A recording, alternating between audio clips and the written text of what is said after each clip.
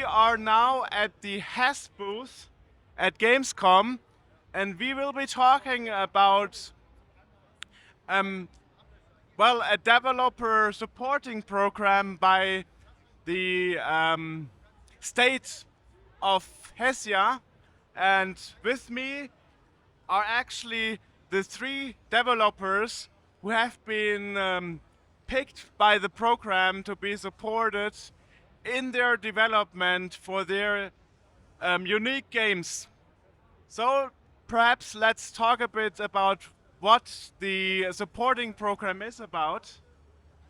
So who wants to tell me first about the program itself by the government?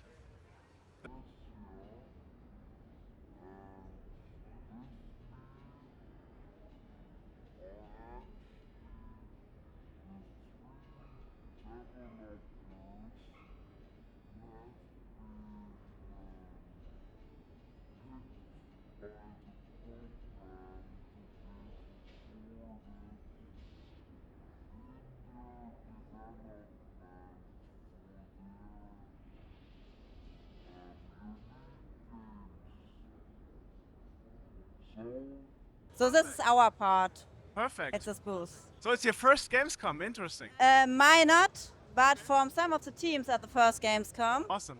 But we from Game Area, we are association from business companies, and we all have many Gamescoms in the past, and so we help them to get a good time here at the Gamescom. Perfect, thank you. So I guess let's start with the first developer. All right, hi, I'm the first developer. My name's Ben, and I'm part of the team that produced the game Repeat After Me, the one in the middle. Should I tell something about the game? Yes, or? please. All right, Repeat After Me is a third-person puzzle game, and it is the multiplayer game for the single player. It sounds like a contradiction because multiplayer is multiple people and single player is just one. So how does that work? It actually works pretty well because of our main character's ability of creating a clone, a copy of themselves, which loops through the last executed actions. So whenever you as a player want, you can create a copy of yourself, do something for like 8 seconds, and when the time is up or you decide I'm done with the clone, it will repeat as a second or third or fourth character all your actions. So our game will throw you into an environment where you technically need more than one person, but as we all know, we are always the best team player. So now we are the only one, and we can prove that we are the best. Wow. So how did you get your game idea? How I got the game idea? Well, I'm the game designer, so it was actually my original idea. It came from music because one of my favorite pianists is playing with a loop station, so he plays something and loops that sequence. And I went to a concert of him, and he played the sequence and looped that, and then he stand up from the piano and said, well, my part's done, I can now leave that and it will still playing.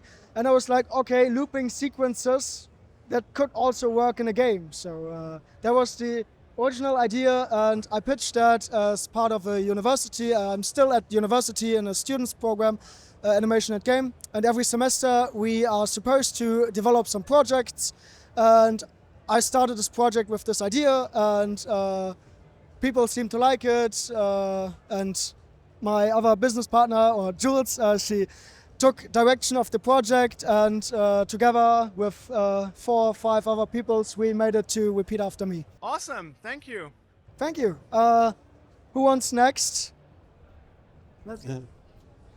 Hi, I'm Eduard. I'm the developer from Footgun Underground, and it's a pixel art platformer, roguelike, with alternative combat mechanic. It's kind of a soccer combat, so you fight with your ball.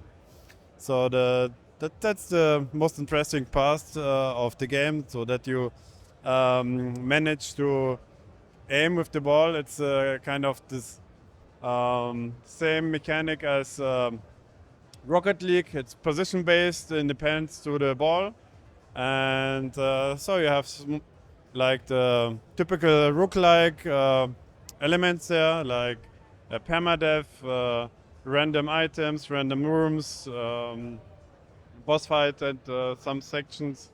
And yeah, we are just released our first demo, and we are working now for the next biotopes to add more content and more items and yeah, enemies. Awesome, thanks a lot. Yeah. So, now to the last developer. Hi, I'm Jonas of Common Colors, and our game is called Prim. It's a pretty traditional point-and-click adventure game about Death's daughter. That's basically the hook. And the thing that strikes you at first glance, I think, is the art style, which might be inspired by the animated films of Tim Burton mostly. Black and white. We call it creepy but cute. So you might have goosebumps sometimes, but it's always sweet, it's always lovable, and that's the vibe we're going for. If I say traditional, you have puzzles that might challenge you, so it's not too easy. But on the other hand, it also feels modern because it plays very fluently. You have fast travel. You have a hotspot display that you can use, but you don't have to use it. Maybe there's an achievement if you never use it at all. That might be a challenge. We have an in-game card game, so you can collect cards all over the place and build your deck and challenge the NPCs and play against them.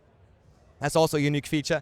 And the best thing, we have a cute little spider, which is also an eyeball, and it lives in your eye socket. So you can basically get it out if you need it, and then it crawls somewhere where you cannot go. Awesome, thanks a lot. Those are very nice, unique ideas. Yeah, I mean, how did you like it so far at Gamescom? It was absolutely amazing. I was here last year, and last year I think they had a limitation of people who could go here because of COVID. And this year it's packed. I mean, it's been sold out for 3 days in a row.